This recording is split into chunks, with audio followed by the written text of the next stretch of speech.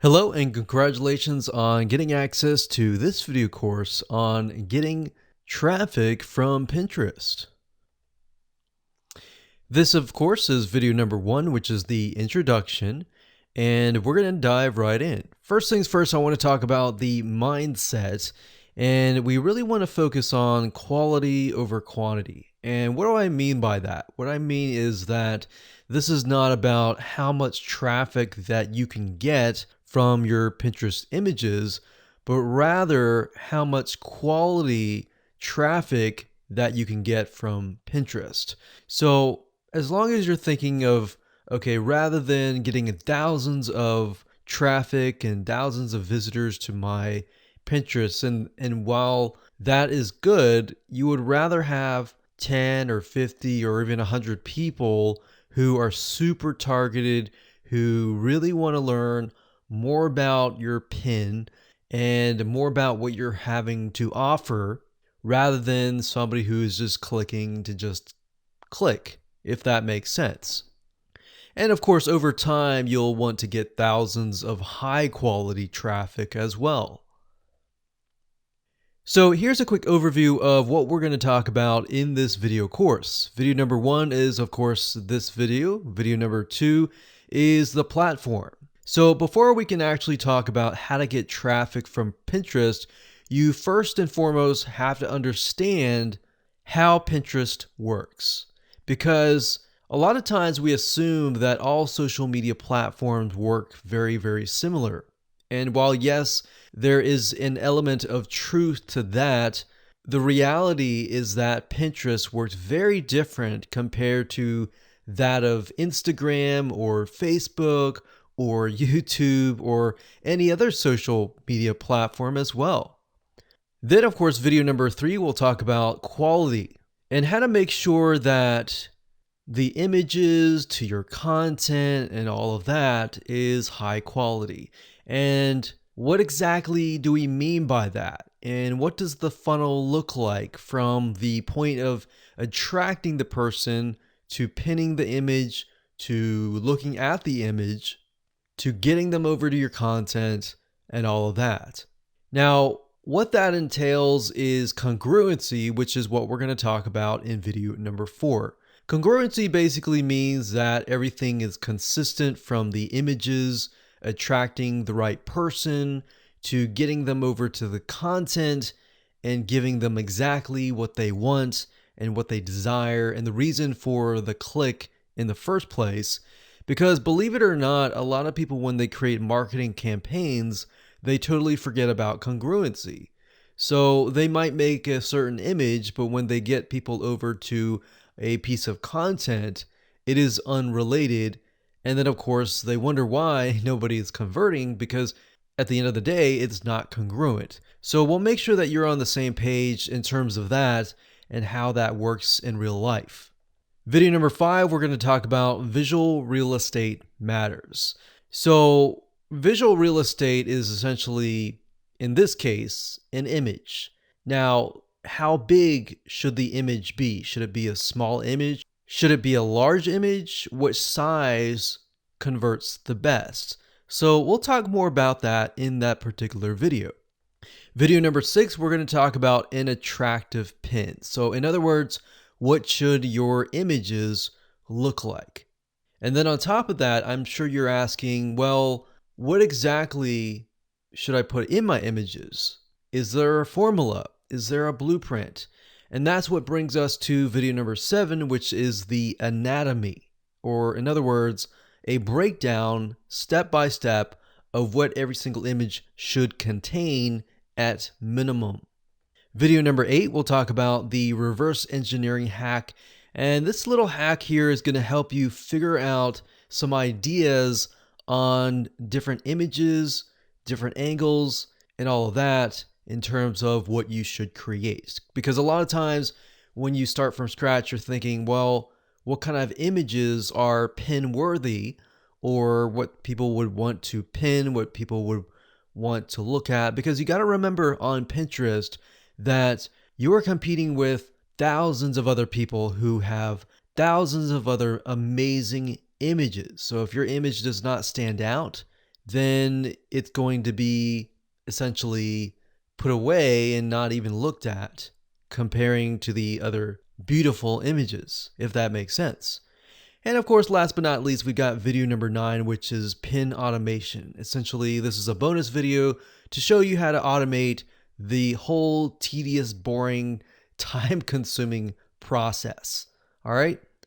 So now let's talk about things that you will need to get started. So tools that you're going to need, what you're going to need to have in order to implement what's inside this video course.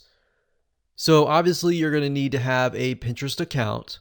You'll need to have a blog or a site with high quality content. If you don't have it right now, that's totally fine, but you will need to have one because you don't really want to direct people directly from your image directly to your sales page, because people don't know you. People are still warming up to you.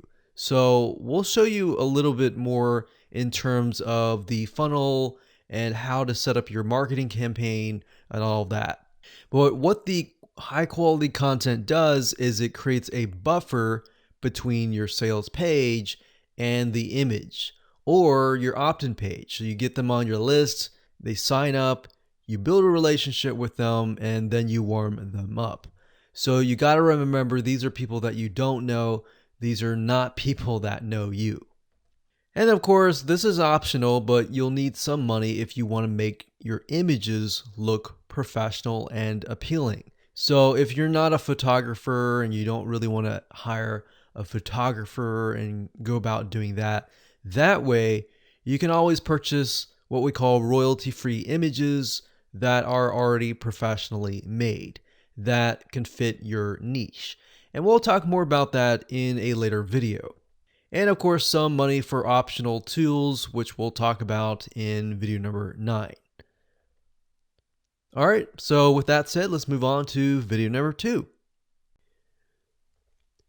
Okay, so welcome back. This is video number 2, and this is the platform. So before we get started, it's crucial that we're on the same page.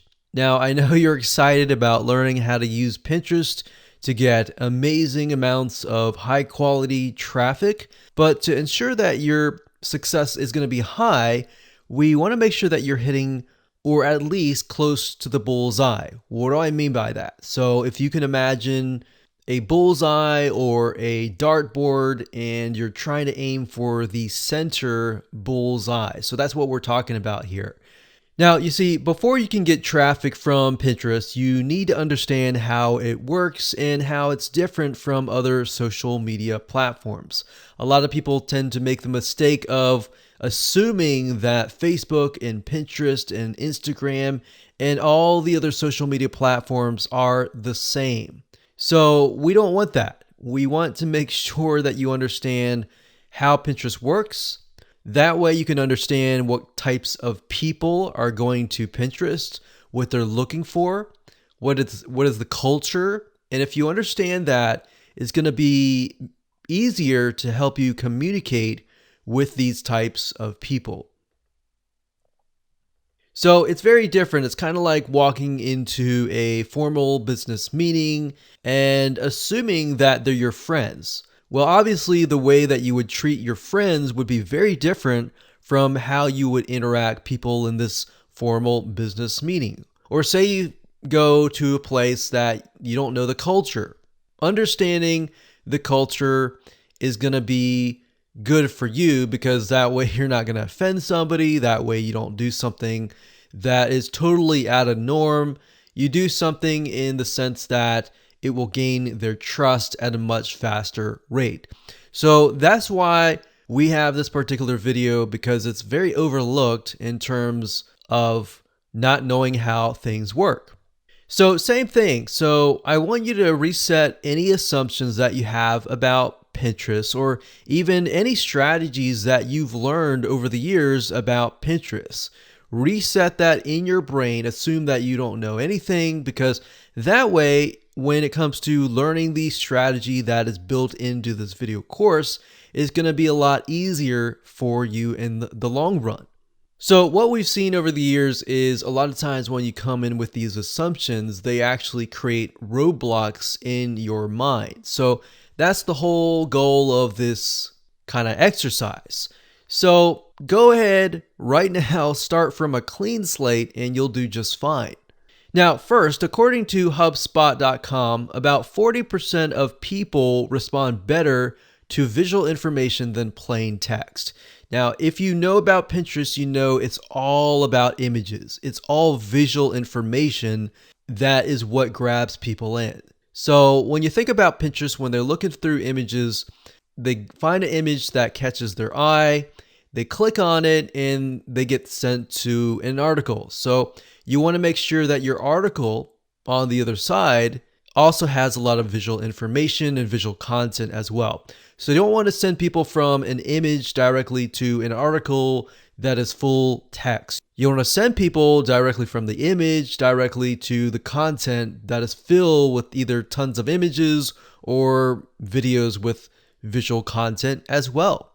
So the reason for that is that people's attention spans are just getting shorter and shorter. So you need a quick and fast way to keep them from scrolling or exiting the page or leaving your site. And that's why Pinterest is so powerful, because when it comes to visual information, it grabs people in, it gets them really addicted to the social media platform. So let's talk about what Pinterest is all about. So Pinterest is a place in basics for people in different niches to organize and share their discoveries through what we call a Pinterest board. So obviously, if you've used Pinterest before, you know what I mean. We have different boards that hold different images. So as you can imagine, boards that are extremely specific are often high converting. Okay, so let me give you an example of a generic board versus a highly specific Pinterest board. So a generic board would be something like a desserts board. So you would have everything from like cupcakes, diet cookies, low sugar cookies, maybe gluten-free cakes or bundt cakes or anything like that. The problem with that is it's too generic. Now, that might be okay if your site is a high authority site and it's got a bunch of different things in a different area. Or if it's something specific like maybe basketball board. And while that might work quite well, it will work even better if you have a very specific board. So what we've noticed over the years is very specific boards such as, let's say, low sugar diet desserts, or even more specific, low sugar cupcakes. So for folks that are on a maybe low sugar or even no sugar diet, they're going to be very interested in this, because when they're on this diet, they are eating literally vegetables and things that they're not really eating any cakes or anything like that. And maybe they're doing that for health reasons. And because of that, they are desperate for low sugar desserts. All right. So maybe that's the type of person that you want to attract. So when they click over, they see an article that says, maybe you're on a diet, maybe you're doing this for health reasons, but that doesn't mean that you can't eat desserts. And here's a bunch of recipes, and maybe you can get them to opt in to your email list and maybe subscribe, you build a relationship, and then you sell them later on. But that's how you can essentially attract people who are in a very specific frame of mind. And that is how you will be able to convert people better on Pinterest. So I'm going to break it down. I'm going to dive in a lot more depth in the future videos. But this is kind of more of an overarching view of what we'll be talking about later on. Now, in terms of Pinterest boards, I want you to note the keyword, which is organization. So that's the big thing about Pinterest that really differentiates between all the other social media platforms. You see, not many social media sites allow you to easily organize content except for really Pinterest. So it's a great place for people who want to learn how to do something to literally organize everything into a board So if somebody is interested in low sugar cakes, they're going to go there and they realize, oh, wow, I can make this, I can make that, I can make this. And you've got so many recipes that people are interested, they click over and they really get hooked on your board. Now, you could, if you wanted to, create a board of different recipes from either from you, from other competitors, and that's fine. Or you could create a board with all of your recipes on there. So in other words, this is a place where a lot of DIYers go. Now, if you don't know what DIY stands for, it's do it yourself.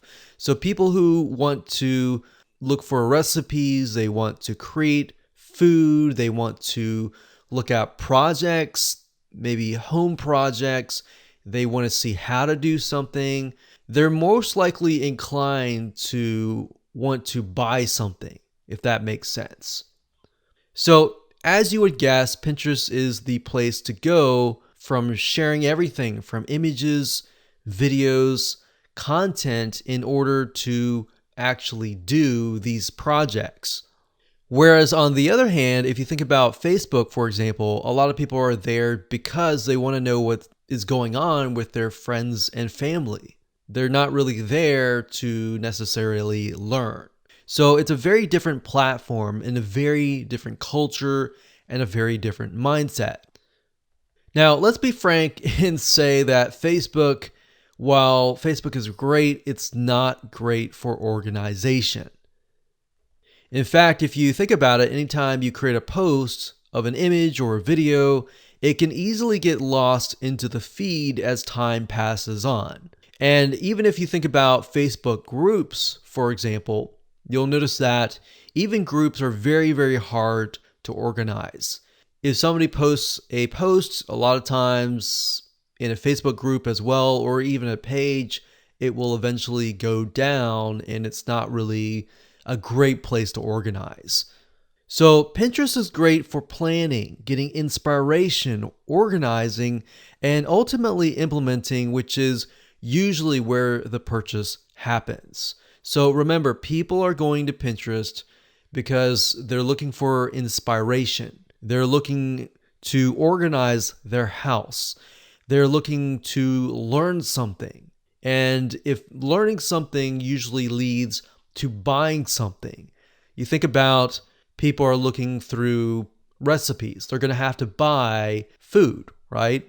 And ingredients to make the food. Or they're looking at home projects. Let's say, for example, how to paint a room. They're eventually going to need to buy paint.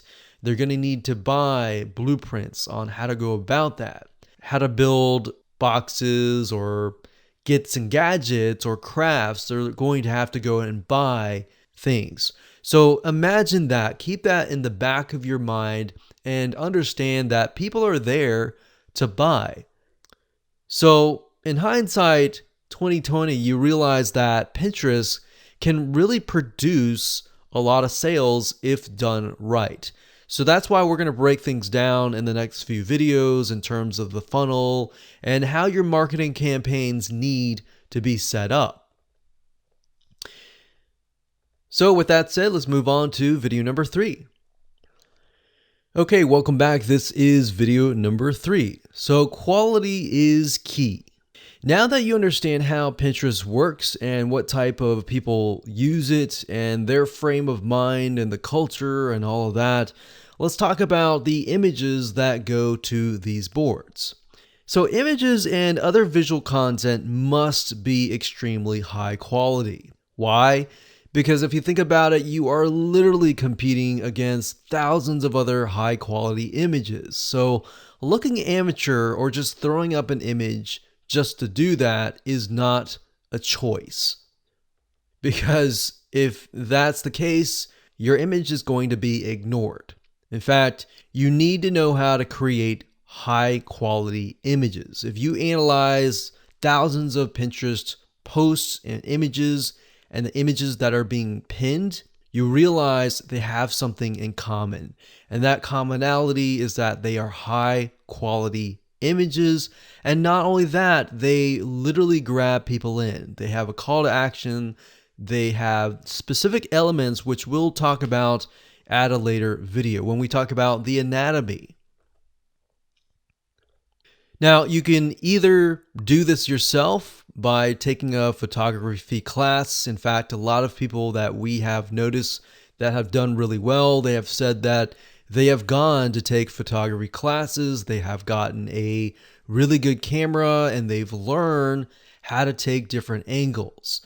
Now, if that's not something that you really want to do, then of course you can purchase royalty-free stock images from bigstockphoto.com, which is essentially a humongous database of images where you can literally find images of any niche. So if you're looking for images for a baked potato or a chicken parmesan dish, you are more likely to be able to find that on these sites.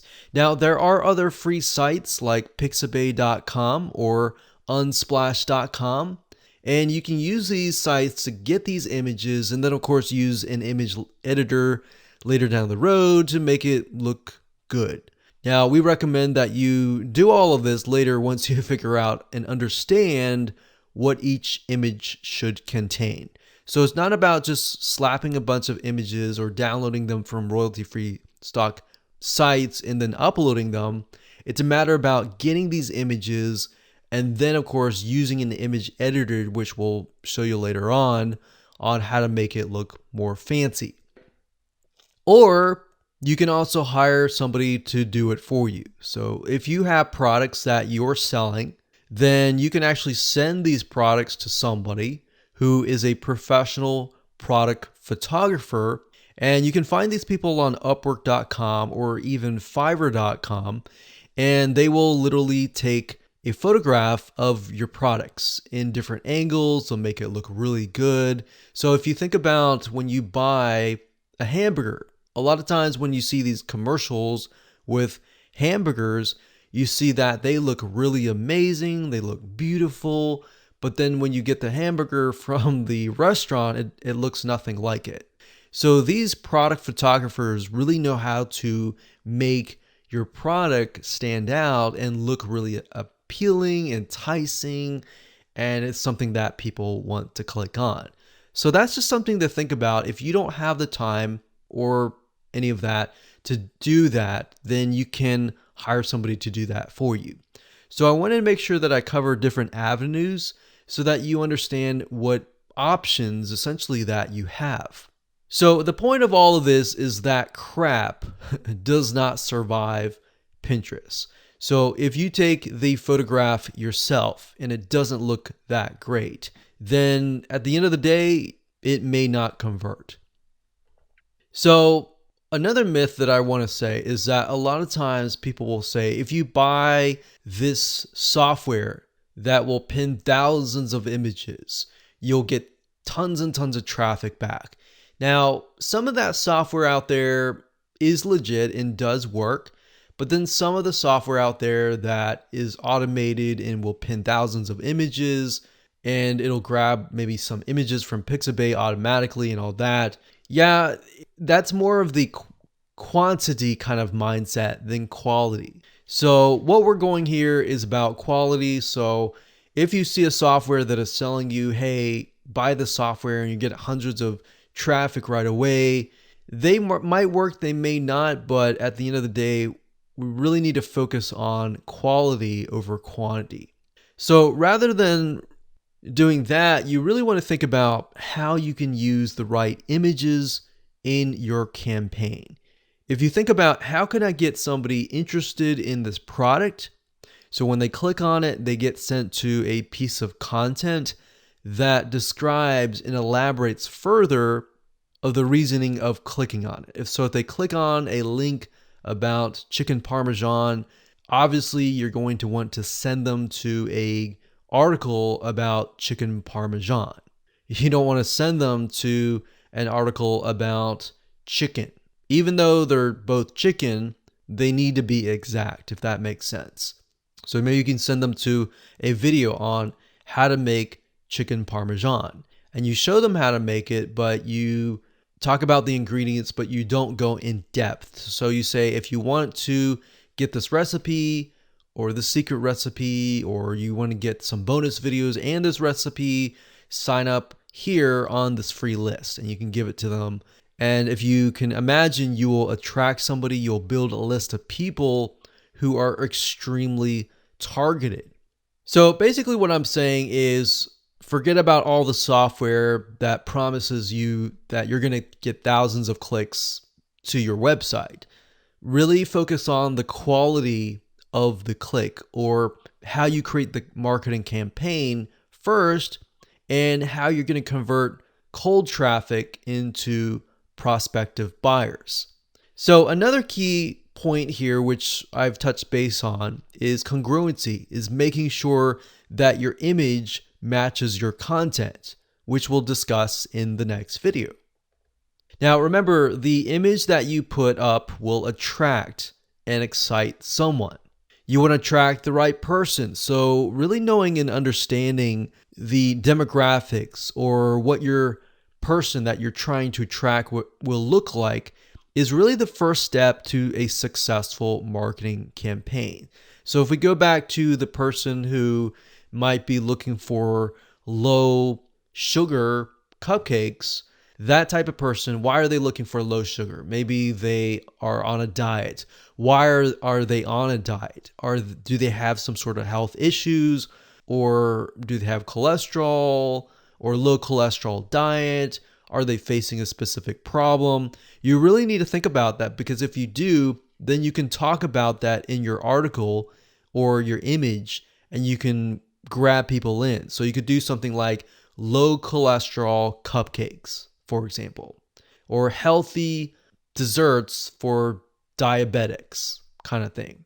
So you know, when you attract that type of person, they are maybe going through diabetes or low cholesterol, or specific reasoning. And because of that reasoning, you're able to talk with them, you're able to gain their trust. And in the article, you could say, hey, here's some low sugar cupcakes for diabetics and all that.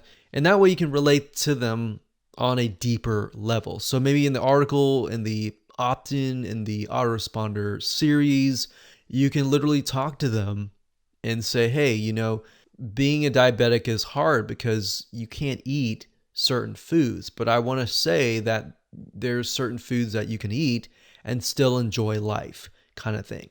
And that's how you're going to be able to sell. It's not about getting thousands of clicks from your image to your article. It's about getting the 10 people or the 20 people that really understand what you're talking about, because in that way, in that light, they're going to be more open to actually buying from you, if that makes sense.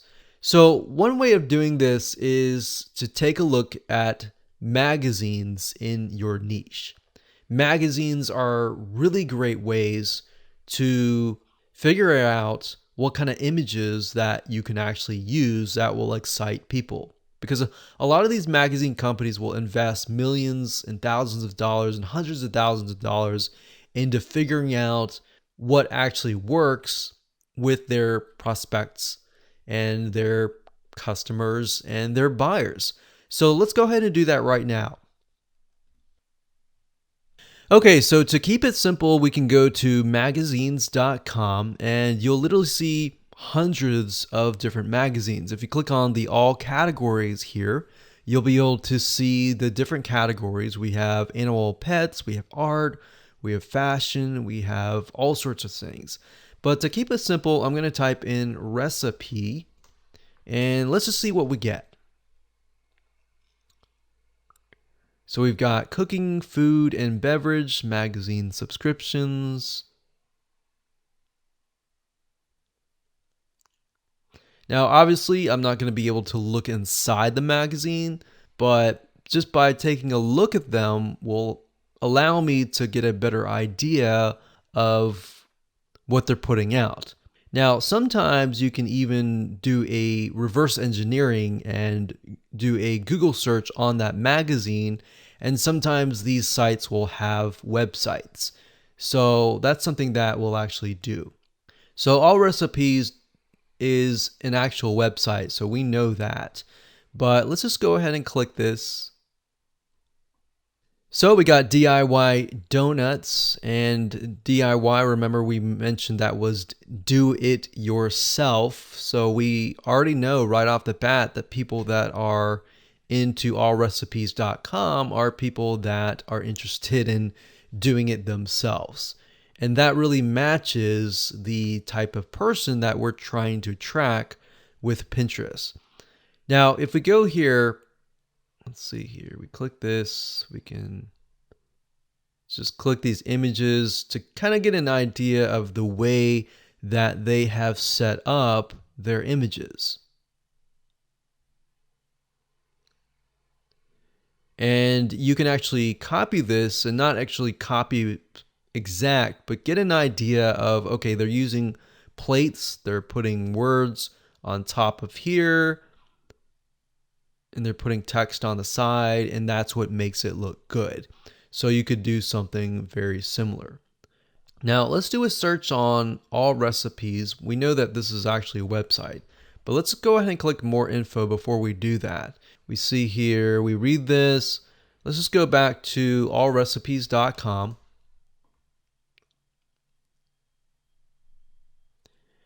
So we can see 12 delicious chicken thigh dinners. Now, one little tip that I'm going to give you is that a lot of times with Pinterest type articles, if you can do something like the top 5 or the top 10 or 10 chicken dinners or 10 maybe low carb desserts or top 5 low sugar desserts kind of thing, that actually will do really well. And those tend to get pinned a lot because it's not just one, it's many, and they're definitely interested in that. So we can see in terms of the images that could potentially be pinned, they're simply pictures of the food. Now, in terms of images, you can kind of get away with this with food and without any words or anything like that. But by adding words in some sort of call to action, such as want this recipe, click here. If somebody pins that, they're most likely going to click there versus they're just seeing this because they don't exactly know what this is. So you could put the words baked teriyaki chicken on this so that somebody knows, okay, this is baked teriyaki chicken, because not all the time can you take a look at an image and know exactly what it is all about. But if you notice, one thing that I mentioned earlier is that this article is a great example of going from an image to an article that has tons of visual information and visual content. So you can see that this page is literally filled with images. So it's got about 12 images, and in terms of text, very little text. So that's something to keep in mind with Pinterest, is that a lot of people go there looking for images. When they click on an image, they're not looking for a full article of text. They're looking for more images. So if you can do that, that will keep people on your site, and that will get people more engaged. Hello and welcome back. This is video number 4, and let's talk about congruency. So visual content that are pinned must go to high quality written content like blog articles, websites, in order to be shared. In other words, your image should show the end result or the end desire. And we'll talk more about that in just a minute. Your content should partially explain how to achieve the end result or end desire. So whatever you are selling will complete this solution. So let me explain. It should look like something like this. The image is the first thing that people see on Pinterest. They click it because they're interested in it, And we're talking about people that are on the Pinterest site. So not to be confused with people who have pinned the image. So these are people on the Pinterest site that are looking on the Pinterest boards. They see an image that they like, they click it, and then they get sent to a written article. Now, a lot of people make the mistake of sending people directly to the sales page. And that's a big no-no because you're dealing with people that don't know you. You're not going to go up to some random people and say, hey, can I have your phone number? Or you want to go buy from me. You're going to go up to them and say, hi, my name is so-and-so. And you start to talk to them. You start to realize you have common ground. You begin to build a relationship with them. So same premise here. You're going from the image to a written article to an opt-in or a sale. Now, from the written article, sometimes you can go straight to the sale because somebody who may be looking for the solution immediately doesn't really want to wait. But if you know that they're not looking for the sale, but rather they are somebody who is interested, you can get them to sign up on your email list. And then, of course, from that point on, build a relationship with them. And then, of course, get the sale later down the road. So now to give you an example of this in real life, let's say, for example, that your image shows a picture of a no sugar cupcake. And this is going to attract somebody who cannot eat sugar and has health issues. So kind of tapping into the example that I talked about earlier. This could be somebody who maybe is diabetic or somebody who has a health condition who can't eat sugar. So you're going to have on the image, it's not going to just be an image, it's going to be an image with some text that you can grab them in. You're going to have a good description to tell people what the image is all about. Now, if they click on that image and they get a cupcake, and that is made of sugar, brown sugar, sugar cane, even coconut sugar, they're going to be upset and leave. Or let's say you don't even have any text and it's a sugar cupcake. And somebody clicks on that and then they get sent to an article that is like a no sugar cupcake. They're going to get upset with that. That is why the image is so crucial. It's not just about a beautiful image, but it's an image that has a good description, that has text on it, and that has a call to action. Or worse, they're going to go back to Pinterest and alert everyone else that this image may be misleading or anything like that. And that's just not good for you and your reputation. But if they go to the content and they find out that you've made in this amazing, tasty cupcake that uses no sugar at all and is healthy, guess what? They're going to go back to Pinterest. They're going to tell everybody, they're going to say, hey, I tried this. This is amazing. This is something that you're going to want to try as well. They are going to become your fans. And of course, they're going to become your voice. And essentially, they're going to become your marketers. So you've got yourself a potential customer, a potential person that's going to market for you. Now, imagine adding them onto your email list and then, of course, building that relationship over time. They're most likely inclined to actually buy from you. And that is what we call a profitable targeted automation machine by using Pinterest. And that's the goal of today. That's the goal of this video course, is to get you in that mindset so that you understand that this is the power of Pinterest, but it must be done right. So now let's talk about the size of your images. Should your images be small? Should they be big? What size should they be? What should they look like? Let's talk about that in the next video. Okay, so welcome to video number 5. Let's talk about visual real estate matters. So visual real estate is not talking about houses here, but it could be visual, it could be virtual real estate. Same thing. Basically, all that means is that the size of your image matters a lot. So imagine the image or even the screen right here. This screen right here just means that how much is your image taking up of the page. So if the image is big, then of course your real estate is going to be bigger. If it's small and you're not taking a whole lot of space, then your real estate virtually or visually is going to be not a whole lot. Now, why does that matter? Well, did you know that Pinterest allows you to pin graphics that are vertically oriented, meaning that they're long, which means that you're going to take more real estate compared to that of a square. So if you had the option to either use a square or a vertical rectangle, which one would you use? Well, the vertical rectangle, of course, right?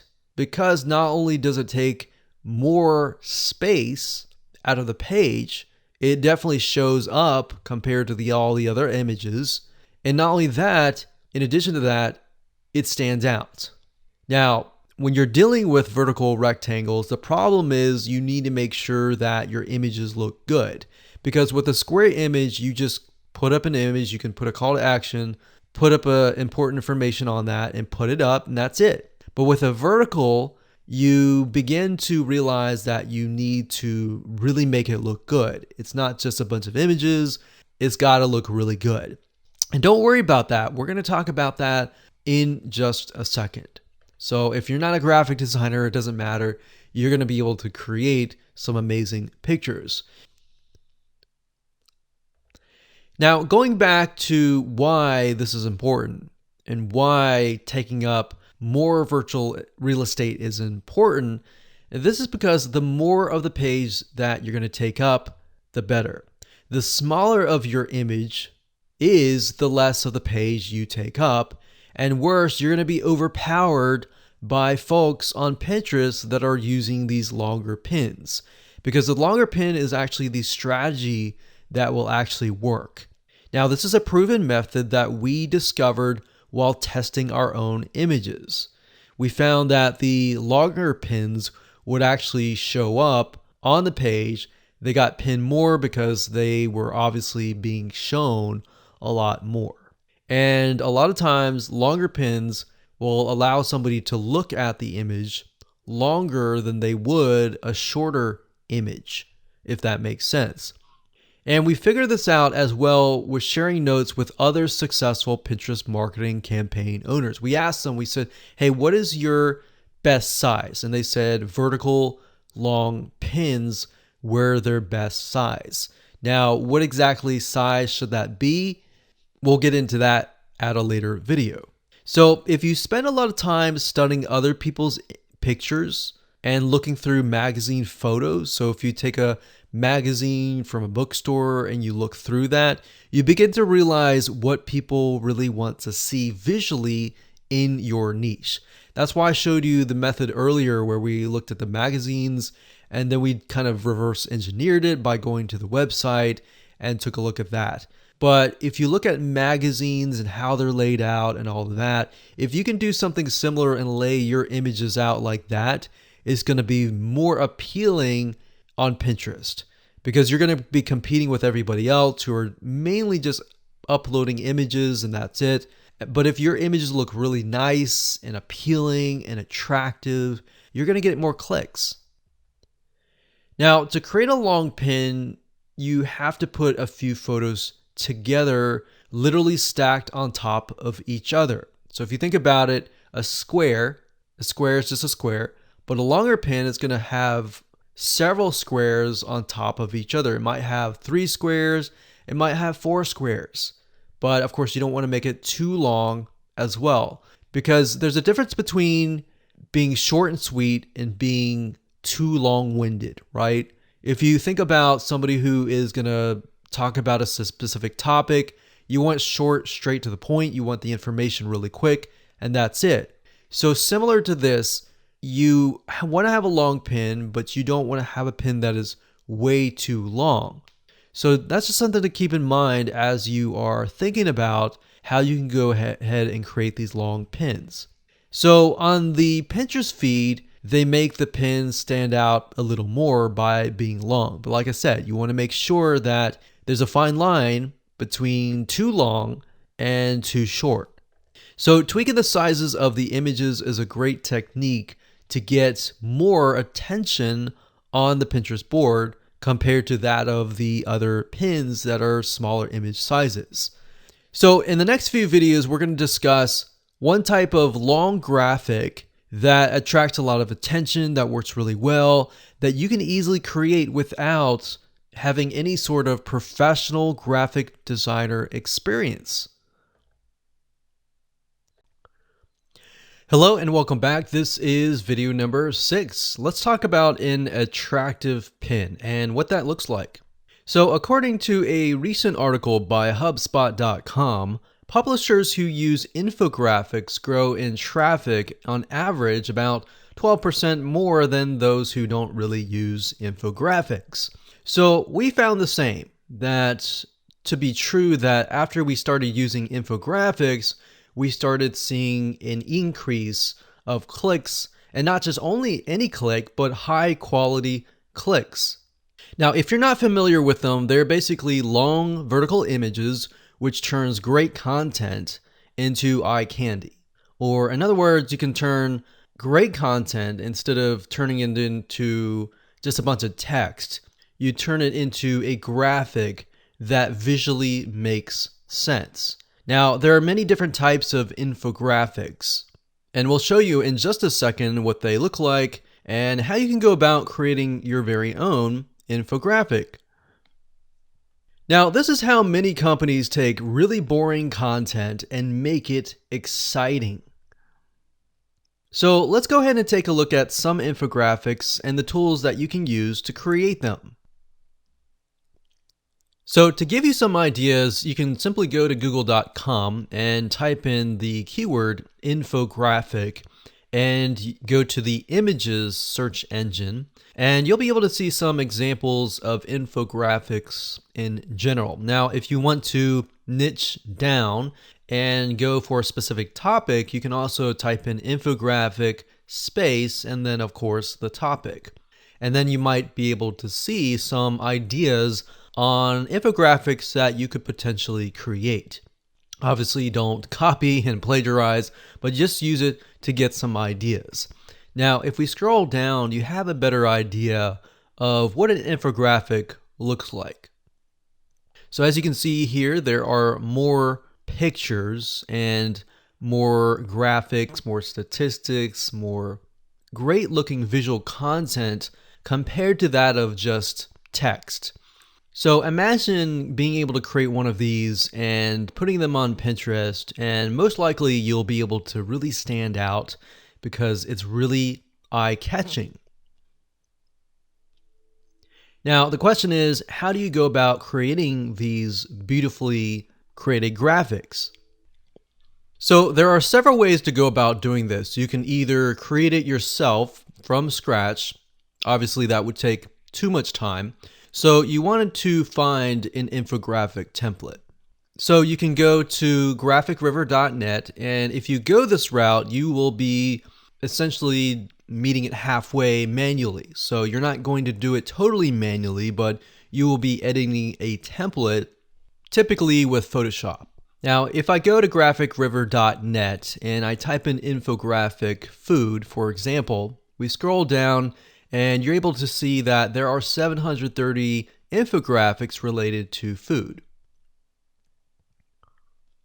So as you can see, compared to that of hiring somebody, which typically can run anywhere from $100 to several $100s, because they do take time to create, but they are well worth it at the end of the day. It's only about $8 each infographic, so they can run around $8 or sometimes $5 to $10. Now, if you want the easiest route, the easiest is to simply utilize a tool, and we've used many tools and really come down to one tool in particular, which is called Piktochart.com. That's Piktochart.com. Now, when you go to the site, you're able to create infographics very easily if you click on the infographic here. Initially, there are many free templates, but if you do an upgrade, you'll get access to a lot of other fancy templates.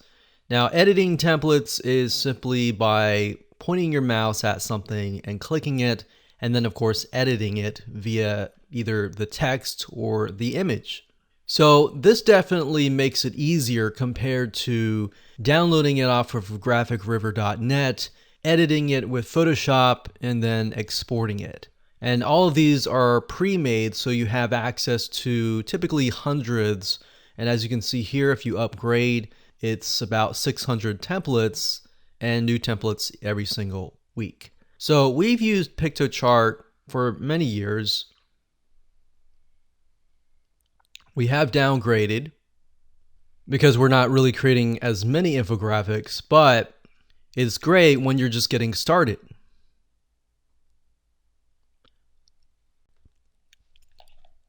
Hello and welcome to video number 7. We're going to talk about the anatomy. So as we're talking about images, I'm sure you're thinking, okay, what exactly am I supposed to put inside of the graphic? We've talked about graphics. We've talked about the size of the graphic. Now what? Is there a blueprint or a formula? And yes, there is. And that's what we're going to cover in this specific video. Now, while you can get creative and add whatever you like, there are a few things that every pin-worthy image should contain, at minimum, to get the desired quality click. So let's talk about that right now. The image should show the following. First, it should show the end result or the end desire in a high quality picture. In other words, it should show whoever you're trying to target what they want to create. So if you take a look at the examples of food, if somebody puts an image up of some tasty chicken parmesan dish, then in the back of the mind of your prospect, they're thinking, oh, that looks really yummy, that looks tasty, and you put a really good description and they really love it. They're going to click it because they want to know how to create that yummy chicken parmesan dish. So that in itself is the end result. So you don't want to choose any image, you want to choose the right image, if that makes sense. Second of all, you need to build curiosity to click, to learn how to achieve the end result. So in other words, that needs to be in the picture. So going back to the chicken parmesan example, it looks tasty. So the fact that it looks tasty, people want to know, how did you create it? So your goal is to get them interested enough to click your image and land on the content piece. Your goal isn't to sell them immediately, rather just to get them curious and interested. That's it. Remember, when it comes to selling online, it's not about getting them to click and buy. Like we talked about earlier, when it comes to relationships, you don't go up to somebody and say, hey, would you love to do this and that with me, go and hang out, be best friends kind of thing. You go up to them and usually you say hi and you kind of pique their interest. And you begin to find common ground and then you go from there. So very similar to this concept as well here. The image should also show a call to action text. Of course, telling them what to do to learn how is very important. So going back to the example earlier, they're going to want to learn how. So you're going to want to put some text in the image that tells them what to expect after they click. So people need to be told what to do. Never assume anything. Never assume that they know what to do. Always tell them. So you're going to need to have a call to action text that says, click here to get recipe. So something short and sweet. Click to watch how to create this recipe or whatever you're trying to sell. So never assume anything and tell them the exact call to action. Now try to keep that within just a few words. You don't want to go overboard because remember, as people are going through Pinterest, they're scanning. They're looking really fast with their eyes on a bunch of images. So whatever image grabs them in, and not only that, tells them what to do. to get what they want, they're going to click. So at the end of the day, you want something that people can save or even share with their friends or their family. Or they just pin it and then they share it in their board, in their group, and then their group finds out about it, and then you get more traffic. So that's why you want to really set this up carefully and correctly. Now, of course, not only is the image important, but you really need to have a good description within the pin. So adding a really good description about the chicken parmesan dish, you can say this is easy, this can be created within less than 30 minutes, and this is how many calories. It's a low calorie diet, low cholesterol diet, something that's appealing to your audience. So if you know your audience, which goes back to why it's very important to understand who is going to click and what do they face in real life. So let's say, for example, that you have an image that says no sugar cupcakes, and you are targeting people who are diabetic. So you want to put the call to action with that, and then put that in the description. You can say, if you're diabetic, or if you are on a specific diet where you're not supposed to eat sugar, then this tastes really good. It only takes this amount of time. It'll save you money too, because it doesn't cost a lot of money. It's only like 3 ingredients. So it's easy, cheap, and it's fast. So those elements, actually, if you utilize those elements in your copy, in your description, those are elements that people want to know, because people don't want to spend a lot of money typically, and they don't want to spend a lot of time, because time is money. So again, if you talk about recipes, it needs to have a very good mouth-watering description of what the finished dish is like and what they're going to expect if they click on it. You always want to be transparent and tell people a little bit of what to expect on the other side. So when I mean other side, I mean when they click, they are sent to a piece of content. And that will actually help your conversions, and it'll also help gain trust, because people will realize that you're being genuine. You're not hiding anything or anything like that. You are telling them up front what to expect, and when they click on that, they are more likely to trust you. So transparency is very, very important. Being authentic is really important as well. Now, another example is if you look at popular restaurants. These popular places have really good menus with really good descriptions of the food with pictures. So they do a really good job. And if you think about it, people go in the restaurant, they're ready to buy, but they're interested. They don't know exactly what to buy, but they look through the menu, they see what they like, they buy it. So looking at these, because it's more of an instant buy, these are really, really good to look at. So menus from popular restaurants, the next time you go out to take a look at how they do it, and pick a restaurant that is doing really, really well. Now, sometimes you can go on Google and do a search on the restaurant and find restaurants that you really like that are doing well, and look at them, see if they have a menu on their website, and see how they've laid things out and use those descriptions. But if you keep with what I talked about in the previous slide, which was saving time, saving money, and not as many ingredients or not as many steps, those elements actually can help convert really well.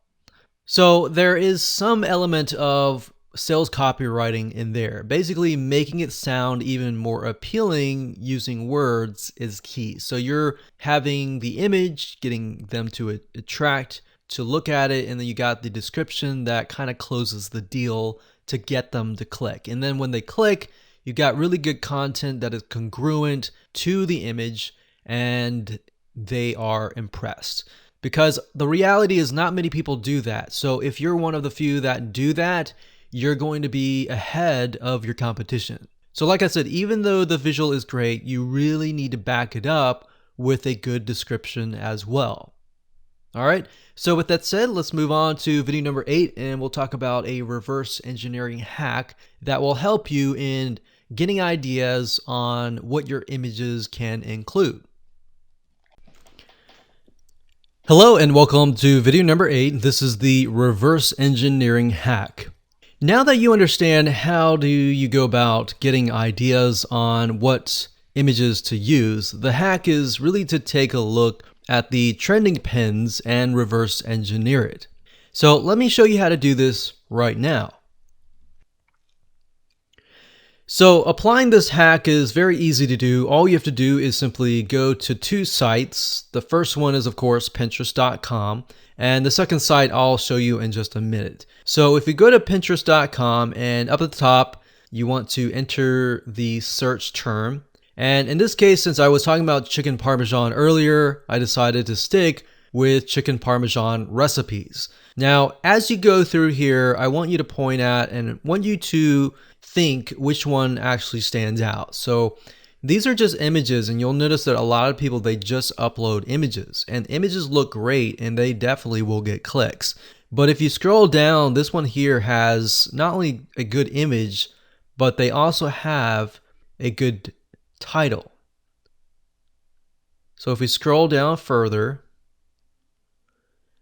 this one has an image and they also have text, and it doesn't look horrible, but if you scroll down further, you get the idea that just putting text on an image doesn't really work either. So taking the photograph, if the person who took this photograph here maybe took it on the side, it would look better. And maybe they used something like Piktochart to create an infographic or an editing tool to make things look better. And we'll talk about tools that you can use to make things better in just a minute. But if you scroll down further, you begin to see images that really catch your eye. So this one here, this one has an image and then text and then an image, but the text looks really good. So if you scroll down further, the one on the left-hand side here looks really good as well.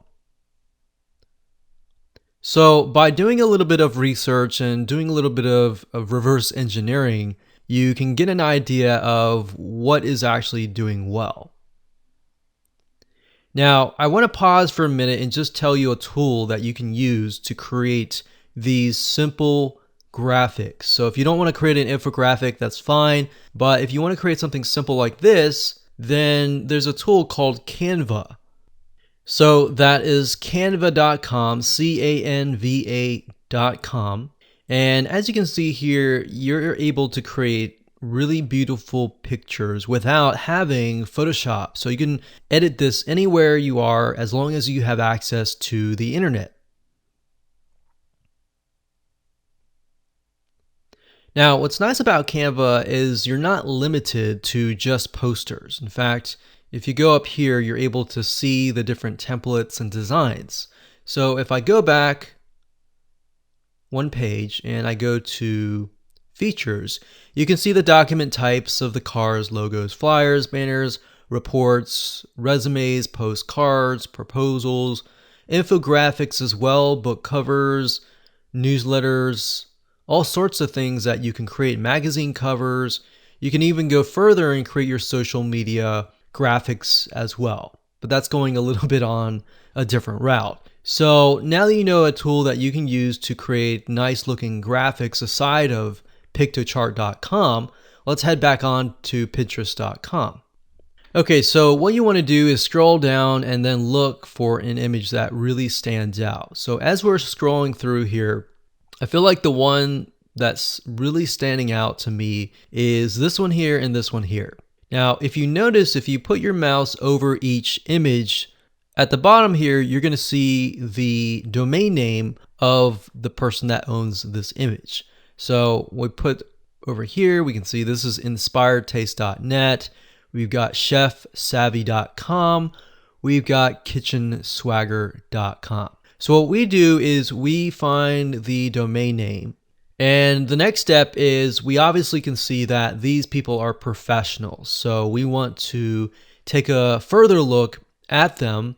So what we do is we head on over to a site called buzzsumo.com. That's buzzsumo.com.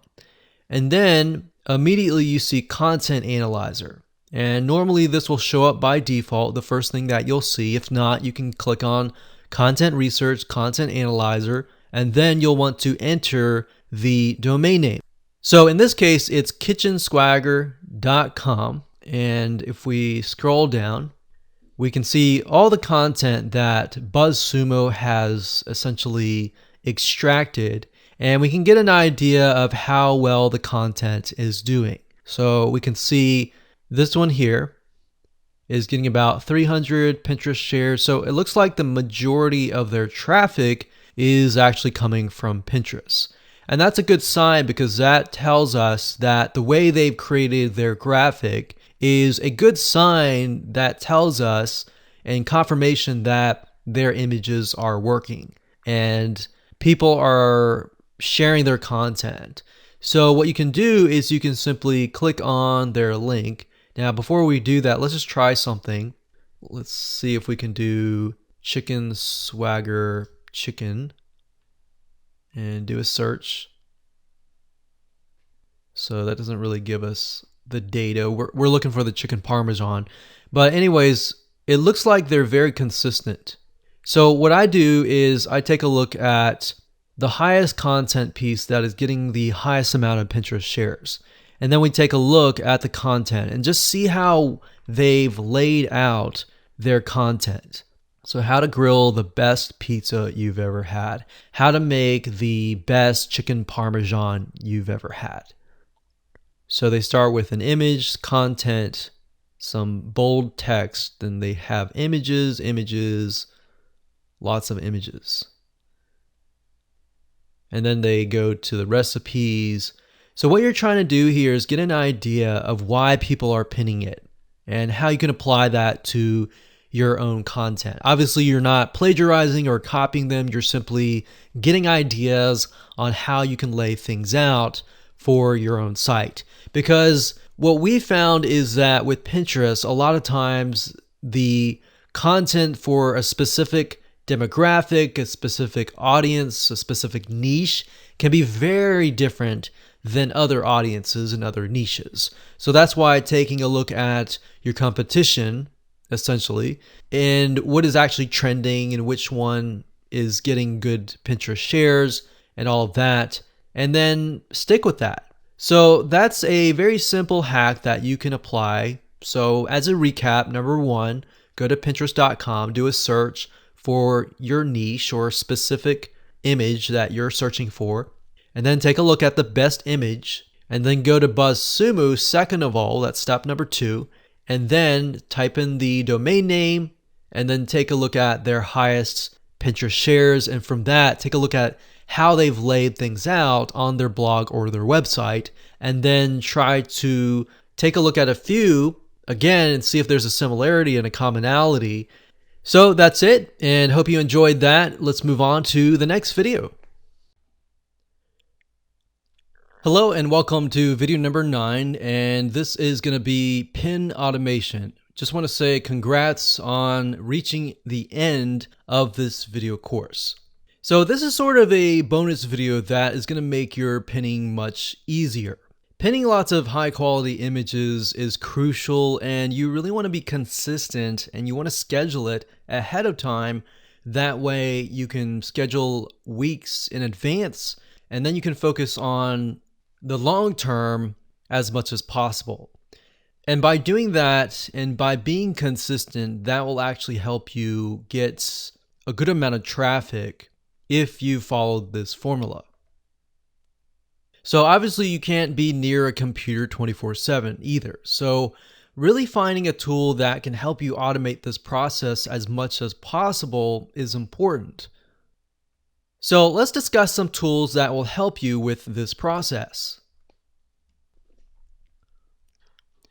So there are tons and tons of different tools out there that you can use, that you can pay for. But over the years, one tool in particular that we have seen really sustain the test of time and really update their features and all of that is viraltag.com. So as you can see, it says the #1 social media marketing tool for sharing visuals. So it's not just for Pinterest, it's for other social media platforms as well. But in terms of utilizing this with Pinterest, it's actually very, very good. So you can schedule unlimited posts so they don't charge you per post.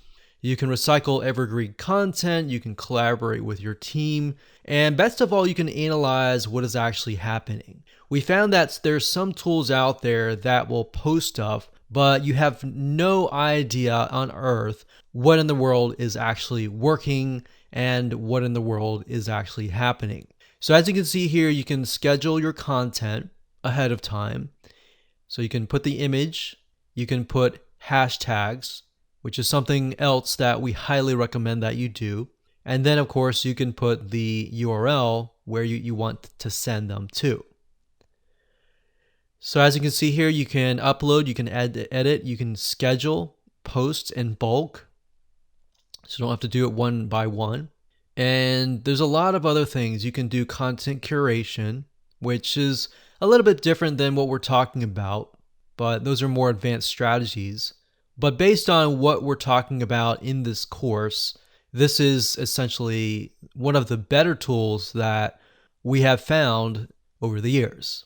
So rather than having to scour the internet and look for the tool that is best, we can definitely say this one right here is the way to go. Now, it does cost money.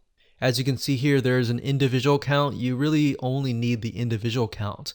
And the small business is a little bit more money, and then the branding is a lot more money. Now, as you can see, you definitely don't need the small business or the brand. The individual is just enough to have. And one suggestion that I have to you is that don't even get access to Viral Tag at all until you have actually begun to get into the habit of doing it yourself. Once you've done it yourself and once you become overwhelmed and you need to take it to the next level, that's when you can use Viral Tag. So that's a tool that we highly recommend that has worked really well. And we hope you enjoyed this course, and make sure that you take the knowledge that you've learned and apply it. And remember, if you keep it simple and keep your funnel congruent from your image to your content and so forth, and follow the blueprint step by step and be consistent at it, you will begin to see some traffic.